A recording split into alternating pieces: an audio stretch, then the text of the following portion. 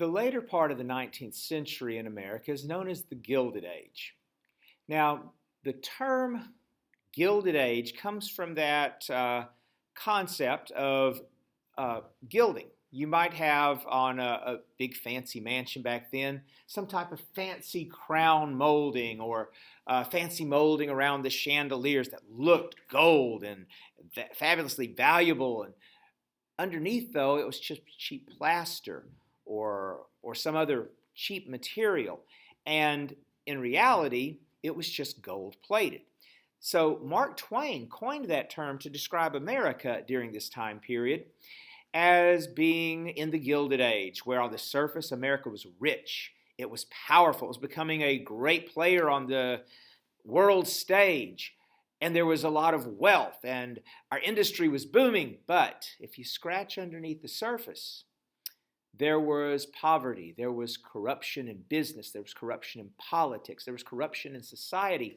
And so, although on the surface things look great, and that was part of the truth of America, underneath there were problems that needed to be addressed. And so, this is why he coined that term, the Gilded Age. Now, in America, during this time of industrialization and growth in business, we're also leaving the Civil War era and moving into a new era of progress, and America is becoming a great power on the global stage.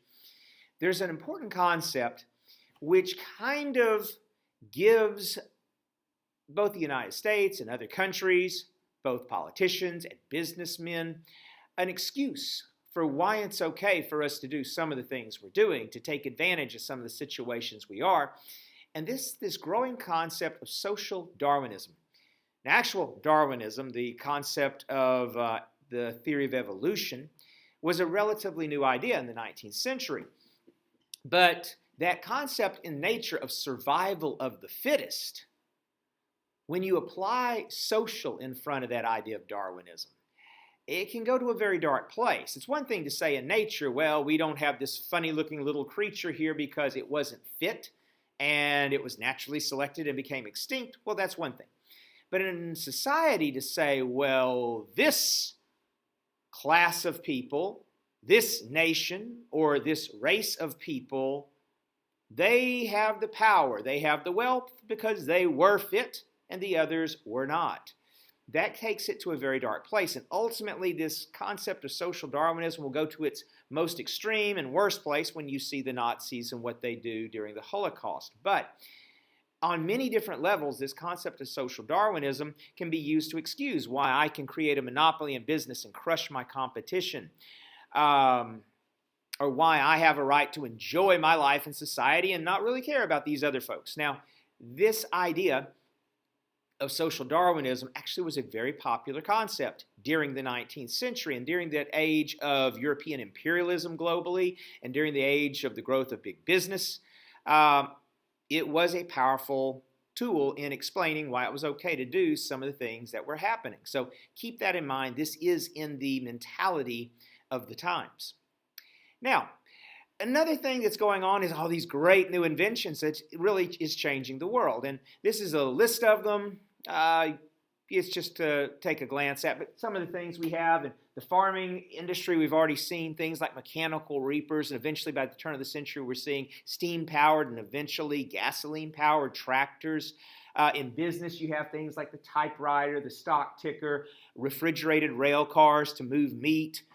There's all kinds of things there. And then in everyday life, you're having things like the motion picture camera being invented, the phonograph being invented. So you can listen to music, you can see pictures, you have eventually the telephone invented. So these inventions are changing everyday life and changing business. Now, one of the most important inventions is the railroad.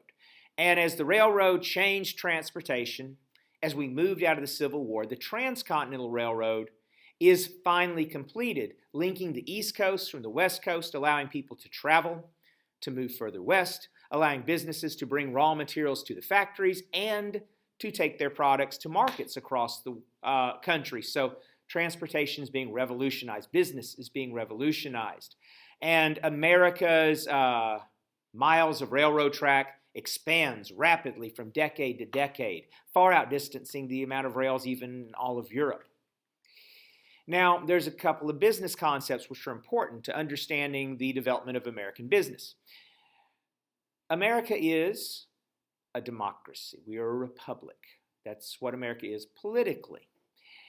But economically, America is capitalist. We're a capitalist nation. And the concept of capitalism is that the person who risks the money, the capital, is the one who gets the gains, the lion's share of the gains. So the idea is you want to make some money, so you take the money, the wealth, the materials you have, you take a risk, you start a business, and it may pay off and you may get wealthy, or you may fail and you may lose it all. But that's capitalism at its purest form. And that's what America believes in. That's the type of industry, the type of economy that we have. Now, we'd seen that developing back when we were part of Britain, and that was what was developing in much of Europe. But there were challenges as capitalism flourished, and capitalism works. It provides the opportunity for those to get wealthy, but those that are getting wealthy, they start businesses, and they need workers, and that provides jobs. And they provide whatever they're making to society, so they're providing a good, a service. And the market, to a certain degree, regulates capitalism. If you're making something that nobody wants, you'll fail. So you've got to make stuff that people want. So capitalism, to a certain degree, does somewhat regulate itself, but there's also the possibility of corruption and exploitation, and certainly business owners want to maximize their profits quite often by not paying their employees very well. And they want to eliminate competition, create monopolies sometimes so that they can make more money, which isn't always good for the consumer. You want competition. You want to have more products available so we can pick between one or the other. That makes both companies work harder to make better products. Or they lower their prices and it keeps prices down. So there's a lot of things about capitalism that can and do work well. But a growing theory in Europe is socialism and communism. The idea promoted by Karl Marx and others that the haves, the wealthy, are exploiting the have-nots, the working classes, and therefore capitalism is an evil that needs to be done away with in one form or another. So the concept of socialism is the idea that the government more than likely needs to step in and regulate business to a certain degree. But at least in socialism, there still is, in most countries that develop socialism of some form, private property, private business, but there's more government regulation. But when you get around to theoretical, full-blown communism, the theory of communism is that there's no private property, that everyone owns everything, and the state exists to distribute those goods and to make sure everyone gets to share equally. Of course, the problem is, in reality, communism never works out that way. You look at the countries who have, at least on the surface, said they're trying communism, and they're failures. China is probably the country that gave it the best true shot to really make communism work in the ideal form, and it failed miserably. That's why communist China today, they're politically communist, but economically, they are more in the mold of a modern capitalist nation in many ways. They certainly aren't following communism anymore because it didn't work. So in a capitalist nation, you get scared when people start talking about socialism and communism. Those are the dirty words to our society. And of course, our political parties try to brand each other that way to make each other look bad, when in reality, in the United States, we're a good distance away from the forms of socialism and communism you see in some other countries around the world and in Europe. But these are some of the concepts that are shaping business and both economic and political theory during the 19th century. But capitalism is going to be the one that is going to dominate and help the United States develop into the modern industrial power that we are.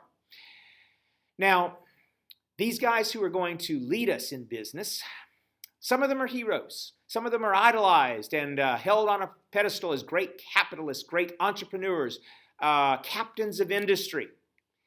Others, however, are going to be branded as robber barons. They're jerks who are exploiting people. And the truth be told, They're probably a little of both in most cases. But this concept of a robber baron is best described as someone who's doing more harm than good in the business that they're creating and exploiting. To give you an example of a true robber baron, Jay Gould dabbled in many things, but especially was known for his work in the railroads, buying up railroads. Now, this is his major model of operation. Of course, it's a little more complex than that if you really get into the nuts and bolts and look at everything he did. But to boil it down to something very simple, this is how he operates. And ultimately, he's a robber baron. He is the best example of one. In fact, he once said, "I'm the most hated man in America," and he was right. He was. Because he's a jerk. Listen to how he does his business, basically. He'll buy stock and take control of a railroad. Now, he could use the money to expand the railroad, good for services. He could keep the railroad up and running.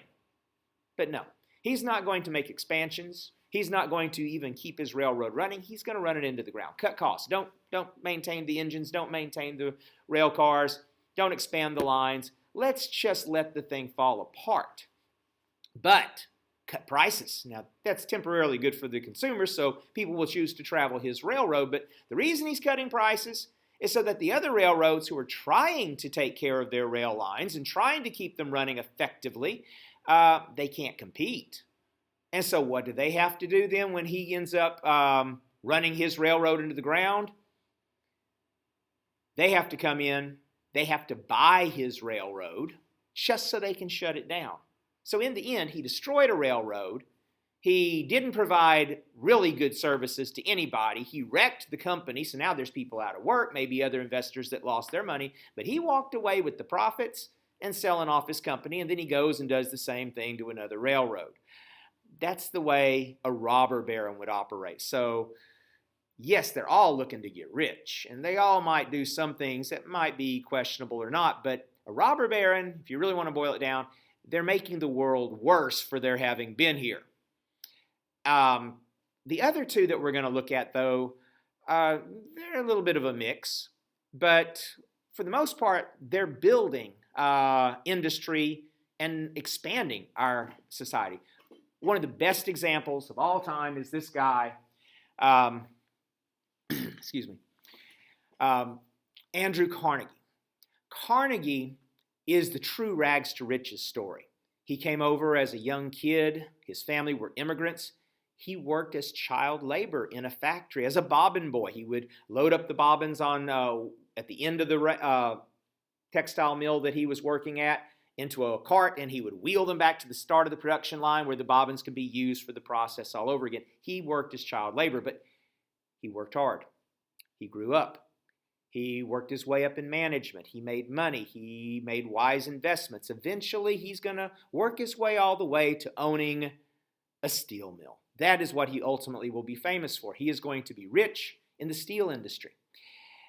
But not only did he get rich and own a mill, but he's going to pioneer a new method of business integration, expanding his business to maximize his profits. Now, as the owner of a steel mill, he's going to need to buy raw iron ore from the mines. And he's going to have to pay someone to transport that ore to his factory. Then he'll produce the steel. Then he'll give what he's produced to others who are going to market it and sell it. So he's making a profit, but other people are making a profit off of him. And he decided, you know what? I should be making all of the profits. So this is called vertical integration. This is where you're going to take the product from the mine to the market. You're going to own every step of the business process if you fully do it. So first of all, he goes out and he buys the mines. Now, he's not buying the ore from anyone else. He owns the mine. Then he buys ships on the Great Lakes, and he buys railroads so he can transport his own raw materials, not paying anyone there. Then he still owns the steel mills. And finally, he gets his own marketing team to sell his products. So at every level, he makes the profit. Now, you don't have to use this whole system of vertical integration to make it work for you. If you owned a business, You might just buy the mines where your raw material comes from, or you might just form your own marketing team and just use certain steps of it, but they would maximize your profits. So he's pioneering a new business model that people still use today. And for the most part, his plan, there's no problem with it even today. This plan is almost completely legal, unless you eventually push it so far that you create a monopoly, but we're about to get to that on this next fella. So for the most part, his pioneered idea is one that people still can use today, pretty much straight the way he did it. Now, he did make a lot of enemies. He didn't pay his workers well. He worked them 6 days a week, and sometimes at the busy season, 7 days a week. It wasn't only his workers that hated him. A lot of his managers didn't like him because he was a tough taskmaster, and if they weren't running the mill well, if they weren't managing things efficiently, he was quick to fire folks. He was rough. Made a lot of people unhappy with him. But when he got old and he decided to sell his big business, he started using a lot of the money as profits to, make the Carnegie name famous for something else. Carnegie Hall, Carnegie libraries, all over the country. The foundations that he created in his name promoted literacy, promoted the arts, promoted culture, and he was known for giving money to benefit others. So he becomes famous for this. And ultimately, this philanthropy is one of the reasons we're going to say that these rich guys do good for America. They build businesses, they create jobs, they provide products, and they often use their money for good causes. So Carnegie, in many ways, gets all the positives attached to him, though there were some negatives. Now, this other guy, though, John D. Rockefeller, is going to be the first billionaire in America. And here's a nice little picture of him, which, if you look at this little cartoon, you can tell people kind of thought he was a bit of a jerk. And he was, to some folks. This guy also was kind of a rags to riches story. He was born lower middle class. His dad was a salesman, but he worked his way up, worked hard, and he eventually became the owner of Standard Oil. And he is going to model a form of integration which creates a monopoly. He wants to control one level of production. So the idea is he wants to set the price for oil. So what he did was he would form a trust. He would take some of the guys that are invested in his company, he would give them a wad of cash and say, go buy interest in that oil company there and that oil company there.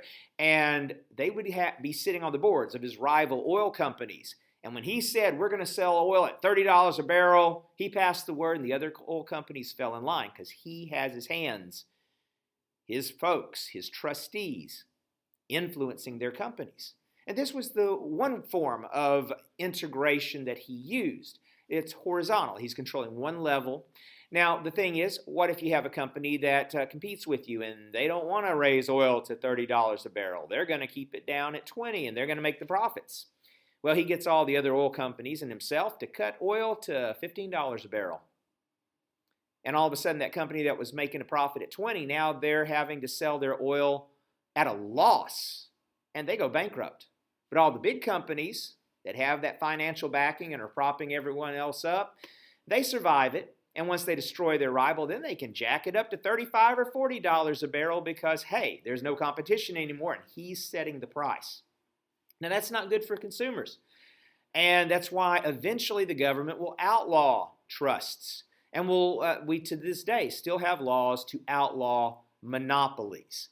But remember, at the time that he was doing it, John D. Rockefeller wasn't breaking any laws. He was pioneering. He was coming up with a new way to maximize his profits, to eliminate the competition. So guys like this become famous and rich, and they help build America. And they may not always pay their employees great, or they may crush the competition brutally. That's social Darwinism, but at the same time, they are captains of industry, even if some people might tag them as robber barons. So that's a little bit about business in the age of, in the late 19th century, the Gilded Age. But we will see that some of these business practices and some of the conditions in these factories are eventually going to be corrected as we later on in the next unit look at the Progressive Era.